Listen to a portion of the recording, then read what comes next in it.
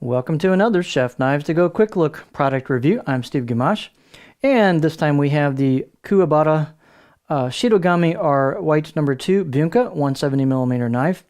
What sets this line apart is the blacksmith Kuwabara-san. He does all the work himself. He's a one-man shop. The only thing he doesn't do is handles. So he's forging, including, when I read on the site, inserting the core steel and into the layered construction on this and forging that. So this is a really handmade knife with one person doing the grinding and the shaping. And so it's unusual in this day and age the way they work with these Japanese knives in the shops. So pretty cool. You got a kind of a signature one man band created knife.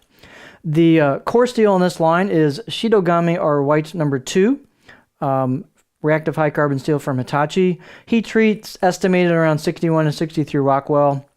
The construction is a soft iron reactive cladding on either side of that reactive core steel, so it's an all reactive blade. And there's a Kudauchi finish on top of that, and it looks like there's lacquer on top of that on the blade for a final coat to give it some protection. The lacquer will wear away with time, and then you'll start to see the blade patina as well as the reactive cladding as well.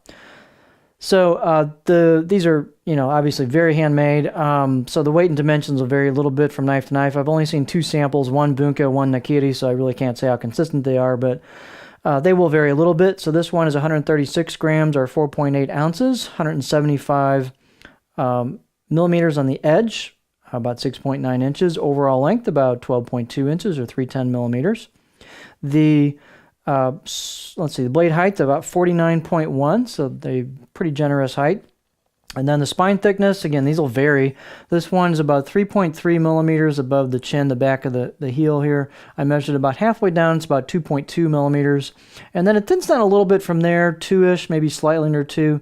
And then as you get to the very, very end, it thins down at the tip with the grind.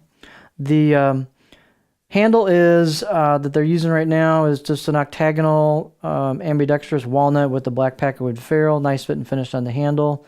They've got some glue sealer around there. It looks like a pretty tight install on the tang to the handle junction there.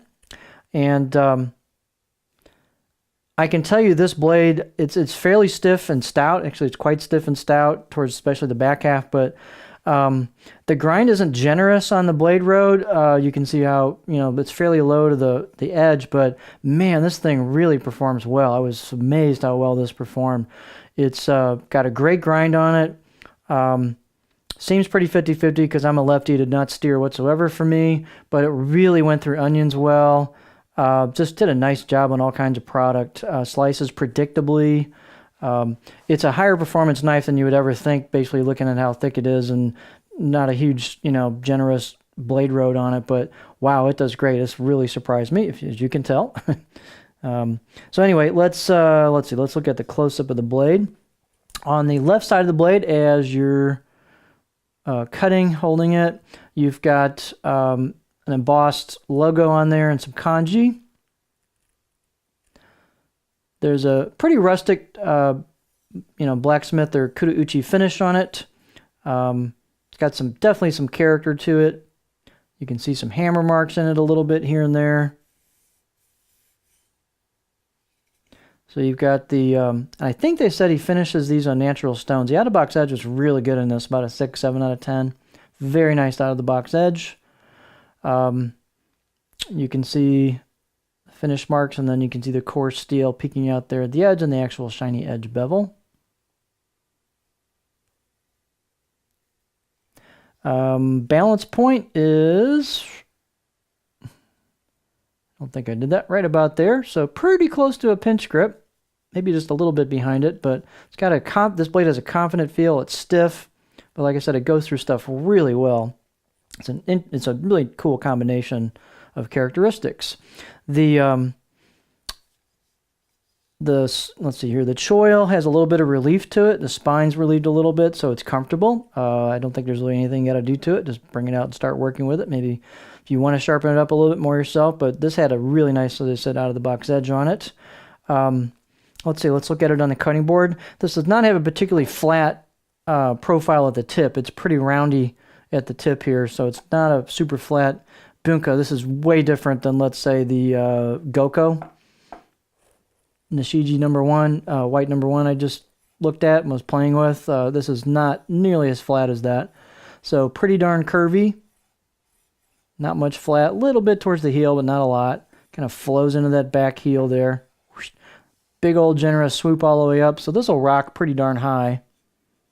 And it'll be a good rocker for sure, if you like doing that. Not much of a chopper, but push-pull cuts work good. Guillotine and glides, that kind of stuff. Pure chopping.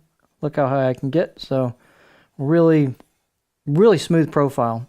No dips, no hiccups, no bumps. So it's a very well-crafted blade. It's got a lot of character to it. You know it's handmade. You know it's done by one person, which is, like I said, unique these days. So this is an impressive line of knives and a very impressive performer.